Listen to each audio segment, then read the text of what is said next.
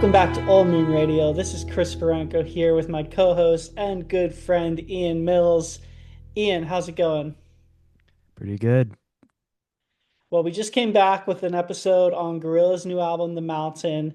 And in this episode, we're going back to a little bit of the more traditional Old Moon Radio vibe, covering Charley Crockett for the second episode, Ian. Last time we covered Dollar a Day, his 2025 album. And this episode, we're covering Age of the Ram, which is his third album in a year. Mm. Um, Ian, tell me a little bit about Charley Crockett again for those who may have not caught our last episode. Yeah, so Charlie Crockett, Texas born, singer-songwriter, country singer-songwriter, more of a like a Texas country versus some of the other people we cover. This is his 16th studio album. Woo. And third in the past, like you said, like a year or so. So this is the third of what he called the Sagebrush trilogy, starting with Lonesome Drifter, then Dollar a Day, which we covered a couple months ago now, and then finally Age Yep. of the Ram, rounding out the trio. Right. Age of the Ram and a teaser by Charlie himself is the story of Billy McLean, a small-time cattle rustler who finds himself in the crosshairs of the Santa Fe Ring. Those are themes and names and locations that we've heard throughout this trilogy. Pursued by bounty killers working for the Shadow Syndicate, Billy McLean escapes into the crazy mountains where the outlaw will become a legend. So that is straight from Charlie's teaser. As NME.com said, with themes of the open road and gunslingers, the saga is deeply rooted in traditional country tropes.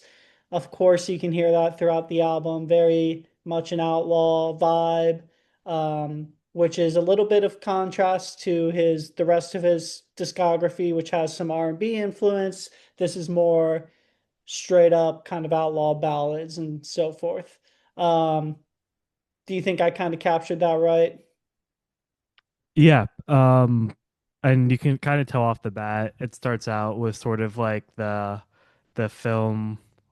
Like I was gonna say film shutter. I don't know if that's the right thing to say.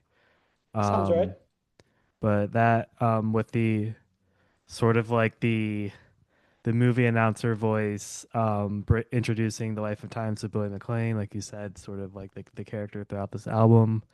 Hmm. And then we get into the songs. Yeah, that intro kind of reminded me. I mean, there's a lot of albums that do this, like short little snippets of like film and so forth as interludes.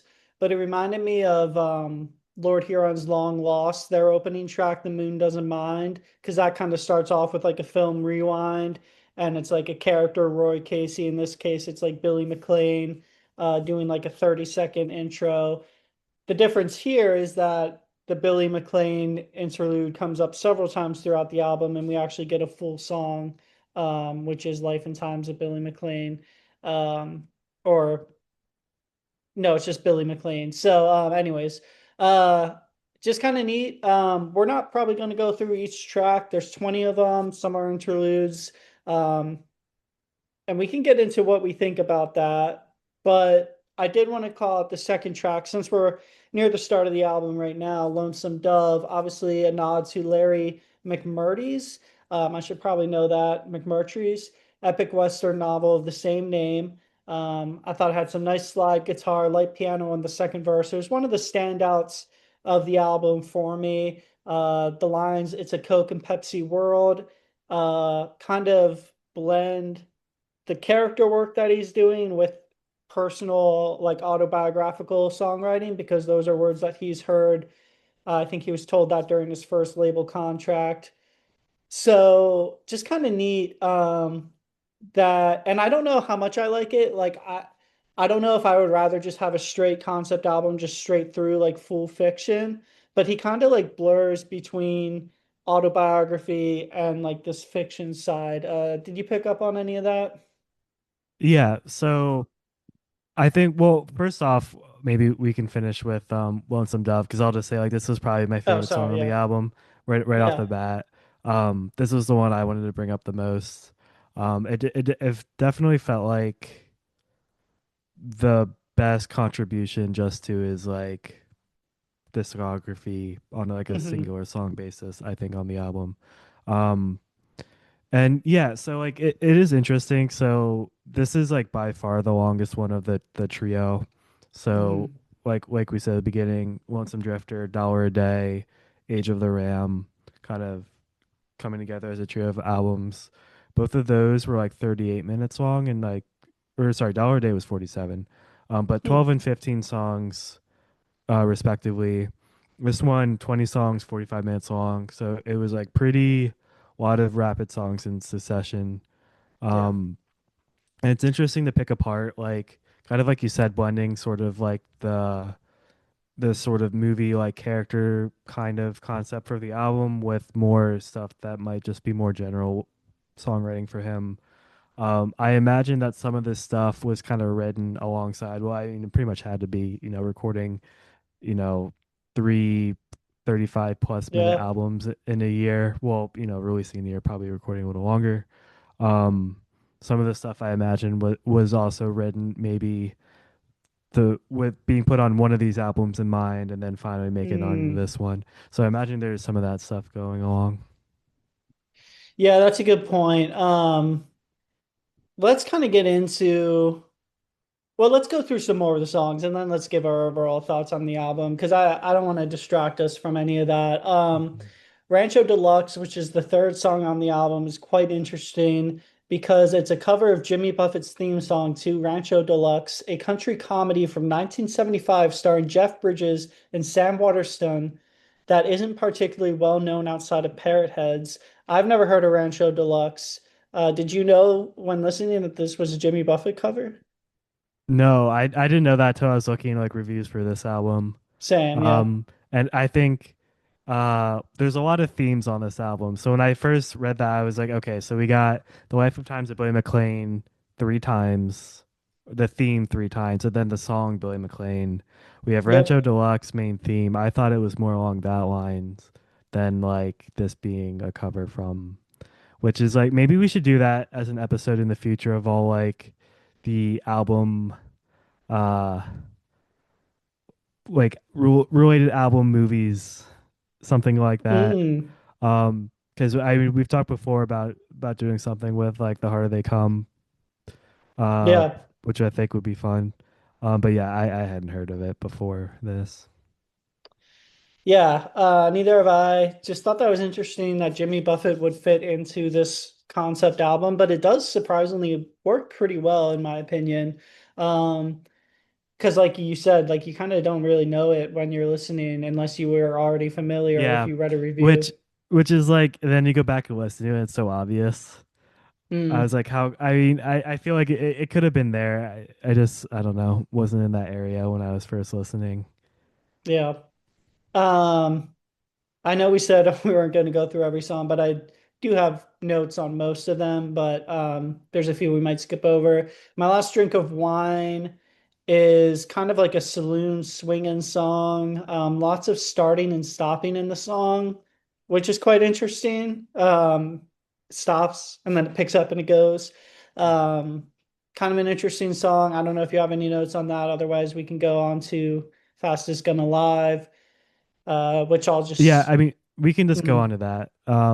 Yeah. Yeah, go ahead. Yeah. Fastest Gun Alive is like hardcore honky tonk, as Pitchfork put it. I liked that description, which by the way, Pitchfork gave this album a 7.6 out of 10, which I thought was pretty high for Pitchfork. They usually are, I don't know. I don't know what I would be interested to see what they actually gave the other albums in this trilogy, Yeah. but I thought that was a high rating from them. Yeah. Yeah, and then rated a little higher by readers. I feel like for any sort of review, especially like site that reviews a lot of albums, you kind of have to go by who wrote the article. Oh yeah. And like see how they're rating. Um Funny enough, Dollar a Day by Pitchfork was 7.6, Lonesome Drifter was 7.2, so they all fell into that range. Um, if you care yeah. about Pitchfork ratings, I don't know who cares about Yeah. that. So have Dollar Day as like slightly better, which I think I would agree with. Um, Mhm. I mean, maybe we'll get to the end of like our order. Yeah, But I let's. feel like I'm going to be similar, but we'll get to there. We'll go through the songs first. Yeah, yeah. I have some thoughts too, and I think we're on a somewhat similar page, just judging by the vibes so far.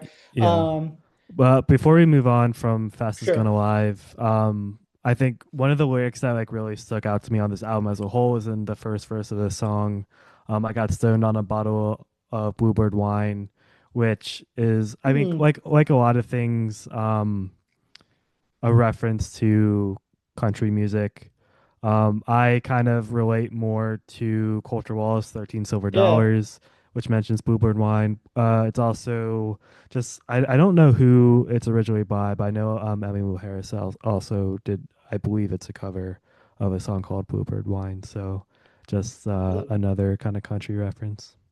Yeah, a lot of Easter eggs in this kind of whole throughout this trilogy, but in this album too. There's a fun one that we'll get to a little bit later that I think you probably saw in some reviews as well if you were looking up reviews. But definitely some Easter eggs to traditional country tropes and so forth.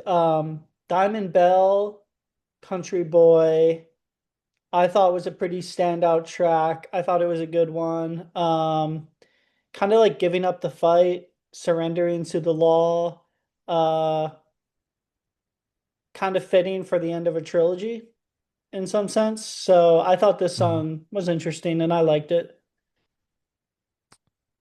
Yeah, I have like a little bit more to say on some songs later. But Yeah, that's may, good. yeah. I'm trying Well, to. let's I was gonna summarize some, but I think I might leave it to the end when we talk that's more about yeah, the album that's as a good. I whole. mean, um, I shot Jesse James. This is where that Easter egg comes up. And this album was released on April 3rd. Guess what day Jesse James was killed by Robert Ford? I'm assuming April 3rd. Yeah, so pretty neat. In 1882 for a $10,000 reward. So this is like historical telling now, another theme being put into this album. So we have Billy McLean, we have Charlie Crockett's own kind of personal experiences, we have Jimmy Buffett's Rancho Deluxe, and now we have like a historical ballad in the mix of everything here. So again, just kind of like you could say it's like meandering in a way, or you could say it's expansive. It depends on how you look at it. Yeah, So it's just kind of neat. Um, what I don't know if you have anything to say on that. I actually the next couple songs I don't have a whole ton on personally. Crazy Woman Ridge was interesting. I didn't love it. That might be a hot take. Um, I skipped over one of the themes of Billy McLean because what else is there to yeah, say on that? yeah. Um, yeah. I didn't really love Crazy Woman Ridge as much. Mhm. I think the next one I really have something to say on is probably Sweet Mother Texas and Kentucky Too Same, Long, yeah. which Same, yeah. I thought was a funny pairing. I thought this was some like the best of the album. Um, Charlie Crockett, obviously from Texas, and a lot of his songs are about Mhm. um sort of like that sort of country and those sort of singers of specifically sort of like uh more southern country than like Nashville. And then to follow up with Kentucky Too Long and sing about like how been in Kentucky too long, I thought was Mm. funny. I thought Kentucky Too Long was like almost like a John Craigie song to Mm. start. Yeah, yeah, Just like I the could sort definitely of see like the that. format and like the guitar, I thought reminded me a lot of Craigie, which I thought was fun. Yeah, I could definitely see that. Speaking of Sweet Mother Texas, this was from one of Waylon's forgotten 1980s records, also named Sweet Mother Texas. I think it was written by Eddie Raven. So that's another cover actually too. I don't know if you had caught that. I caught that in one of the reviews I was reading. Um, we failed to mention, I guess, that this was made in collaboration with Shooter Jennings, of Yeah, course. which we talked about, I think, on the last album review. Yes. Like saying, like these were probably recorded overlappingly and then sorted out later. I'm assuming. Yeah, probably. That's really interesting now that you say that. I would love to. learn more about the thought process of like crafting that. Like if that's the case, if they recorded all these simultaneously, which we don't know if that's the case, but if it is, it would be really cool. It's like an arts and craft project to like construct narratives for three different albums out of this whole bucket of recordings. But they could have actually done it a different way and written and recorded. I don't really know. Um, Kentucky Too Long, yeah, country funk. I see the John Craigie comp, kind of like a Don't Ask type vibe.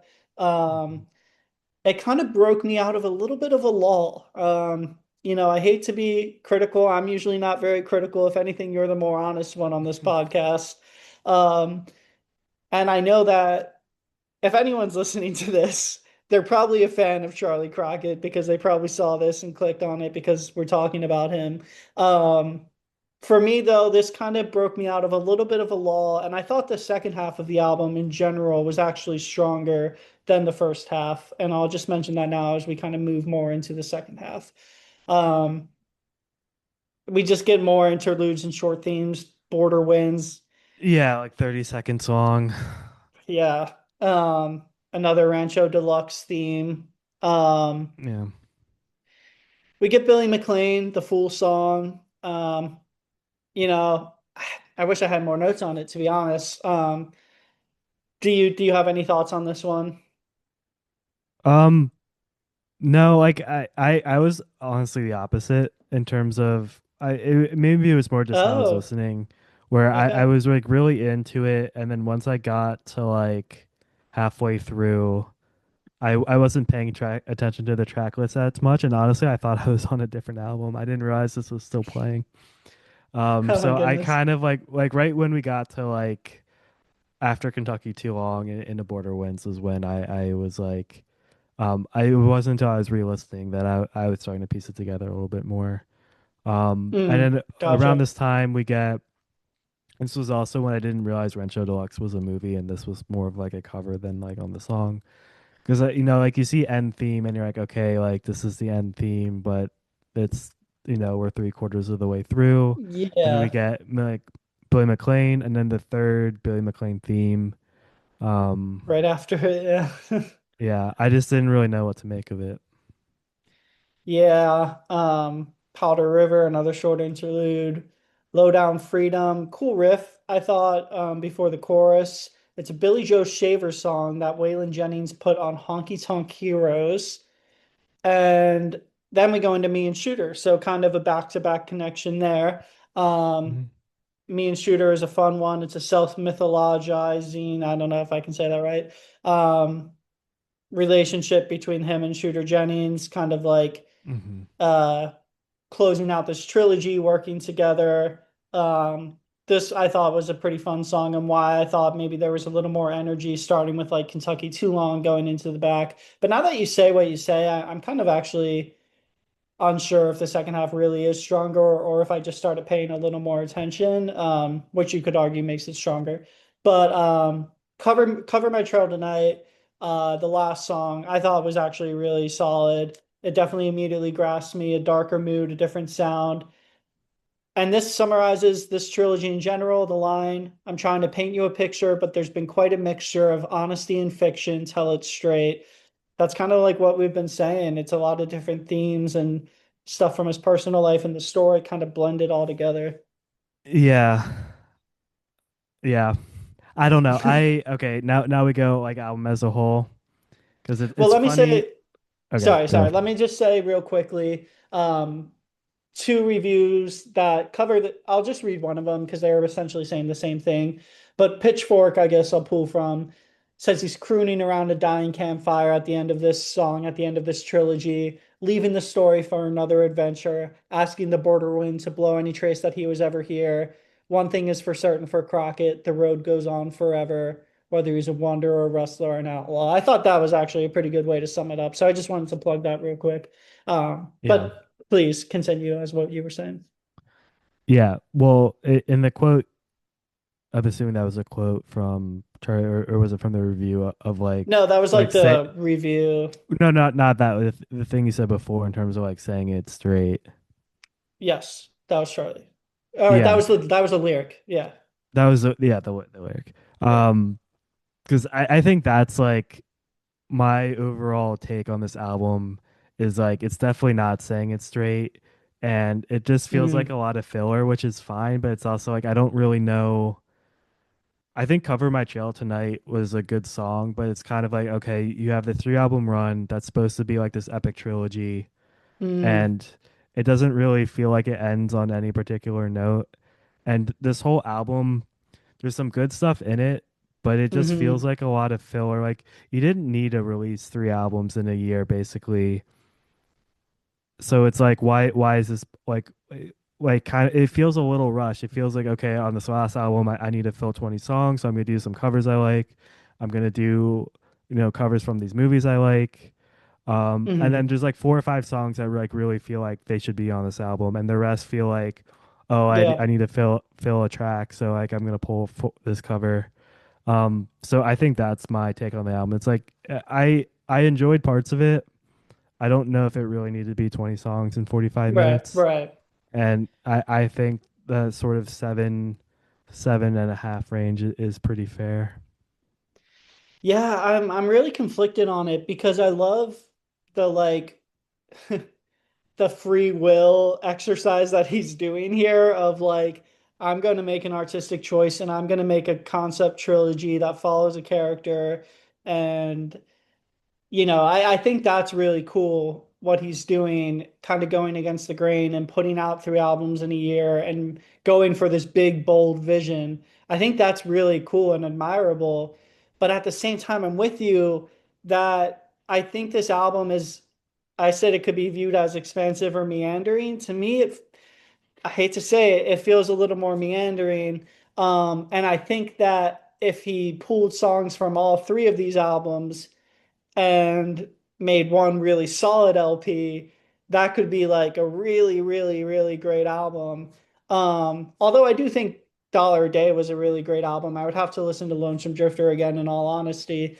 Um, so I would say Dollar a Day was a little more realized than this one was. Yeah. But to give the counter perspective, I will read just a little bit of reviews of what people have said that really like it. Country Central said that he steps beyond the role of a typical storyteller, crafting a fully realized world that feels both authentic and timeless. And I'll just skip through a little bit here. They said that compared with his previously released projects, both this album and trilogy as a whole stand strong, cementing Crockett as one of the best in the business today. So if you're on that side of the coin here. There you go. I think there's really strong elements to it. I think he's an excellent songwriter, way more of an artistic person than I could ever be. But to me, I just feel like maybe this could have been stronger if it was a little more condensed. Yeah. And like, yeah, I agree with the meandering. I feel like whenever you have a lot of songs, I feel like I brought this point up before on a different album, probably for the same reason. Whenever you have Mm, a lot of songs, it always feels like a couple of the songs are the same song. They're just a little yeah, different. And yeah. really, I think you need to pick the best one, whether that's like the strongest song like internally or the one that fits the best in the album as a whole. A lot of these songs aren't necessarily bad, but it feels just like just a song that like a Charlie Crockett song. It doesn't necessarily feel like it's a load bearing track on this album specifically. Hmm. Um, and I find it interesting how I don't, it's a funny coincidence because like part of I don't know if this is an exact quote, but in the Pitchfork review they talk about how this is sort of modeled after Cormac McCarthy's Border Yeah. trilogy, which I actually just finished last week. I can prove it to you. I have the last Let's book here. go. I don't know if I talked about it already when you're talking about these albums. I read All the Pretty Horses and The Crossing earlier this year, and I just Hmm. finished Cities of the Plain by Cormac McCarthy. And this honestly wasn't the best book. It's probably the weakest of the trilogy, which I think is funny because I think this is the weakest album of Charlie's trilogy. It's hard to do a trilogy. It's hard to do a trilogy. Yeah, I think yeah. very often the strongest trilogies are like one story that needed to be split up, and it's probably better as one thing than three sequential things. This Yeah. feels like tacked on to maybe two better things, which is also what this book feels like. However, the epilogue of this book is so insanely good, and that's what kind of makes it. And Mm, I feel like there's not that here for I see. Age of the Ram, and that's sort of the rub when you're doing series and trilogies and sequels is like it's really hard to make it feel cohesive and make it feel like every part of it is necessary. And I don't think Yeah. this album quite gets there. Well, to pair on with what you're saying, I did personally say I wrote a note that said personally it feels like the mood and compositions of the songs feel a little too similar to each other for such an expansive album and concept. And this is a tough username. Left Life LASIK said on Reddit. So I'm just pulling some random Redditors comment. It's not like a publication, but they said for its consistency, Age of the Ram feels like it's running on a little bit less momentum. Ideas that once felt vivid now land with less impact. The performance, while competent, rarely pushes beyond the expected. The atmosphere is intact. The craftsmanship is there, but the spark isn't quite as strong. And dang, if I couldn't say it better myself, I think that's exactly it. Like, this is all quality work. It's very competent. It's very well crafted, but the energy and the spark just, except for songs like Kentucky Too Long and uh my last first drink of wine, last drink of wine, and maybe Me and Shooter, some of them like just don't pop like some of the Charlie Crockett songs that I feel like we're used to. They said they ended it by saying Crockett sounds just a little tired, and maybe that's what happens when you put out three albums in a year. Yeah, and I think we're aligned on that point. Yeah. um so maybe we could end with I want to end on a good note. I will Yeah, yeah. say there are highlights to this album. I'm glad I listened to it. I've re-listened to a lot of the songs. Um, I think I'll really like Cover My Trail Tonight.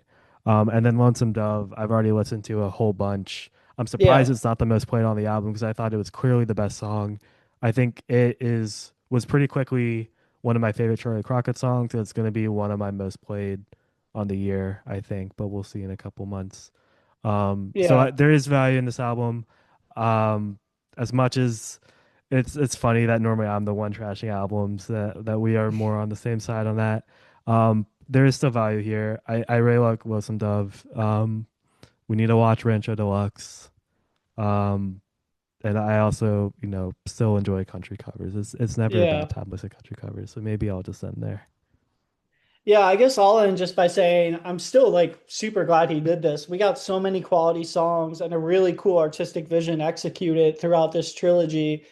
So it's awesome that like there's no harm in doing any of this. Like my opinion on Charlie Crockett doesn't change. I don't view him as a weaker songwriter um or anything just because I'm not as big on this album. If anything, I almost admire him more for having a vision and going for it. So just because like I don't necessarily connect with a lot of the album doesn't mean that I like am upset that he did it. Like there's no harm in doing it. So I thought it was cool that he did this. Um, and I want to end with something fun since this is a trilogy and you read a trilogy, and maybe that will be your answer. But what is your favorite trilogy of all time in any form of media? I don't know.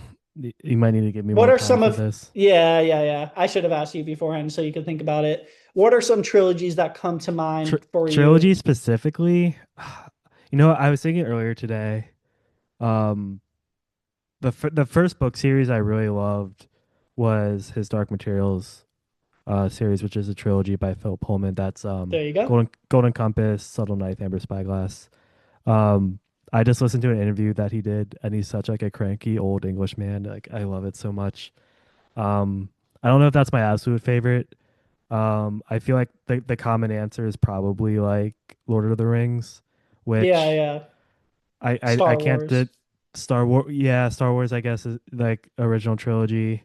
Mm. Um, I don't know. I still like that stuff too, but like I don't know if it's personally like I have that much personal weight on it. But yeah, so Yeah, I'll go his Dark Materials trilogy. I love What that. about you have to give it now too. What do you got? Well, I have one prepared, It can't and be Star Wars. it's not Star Wars. It's the Star Wars sequel trilogy. No, I'm just kidding. Um, I have one, and I'm about to lose all credibility, so I'm glad it's at the end of the episode.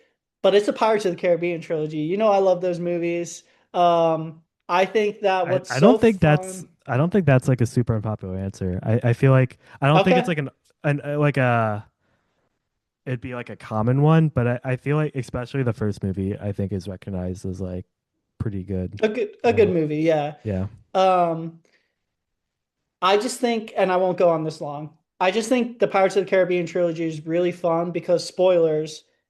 Um, one of like the heroes, like literally sacrifices himself and cuts out his heart. The romance that was supposed to be is like ends like kind of heartbreaking. The epilogue's awesome. He goes back to the island, or he leaves the island 10 years. Like it's just like a really kooky trilogy. Like they take a lot of choices that big blockbuster movies don't take nowadays, which I just think is kind of fun. So if anyone wants to talk POTC, hit me up. Yeah, we do like a special episode. Does that count as a trilogy though? Because Yeah, they yeah, made more yeah. movies. Are Yeah, you, we don't talk about those. yeah. Well, okay. So if you can cut off like anything after three, maybe I can come up with a different answer. But Right, right. Yeah. Dune. I like the Oh, first three Dune Dune. books. Well, maybe not cutting off Yeah. the fourth as much, but I like the first three a Okay. lot. Yeah. Yeah, we're taking some liberties with trilogy there. But cool, man. Well, I like this episode. I like that we gave our honest thoughts on the episode. If you're a big Charlie Crockett fan, let us know more about how you feel. If when he puts out more work, we'll continue to cover it. And thanks for tagging along with us on Old Moon Radio. We're getting on about 30 episodes here, so really starting to build a catalog. Yeah, thanks for listening. All right, take care, everybody.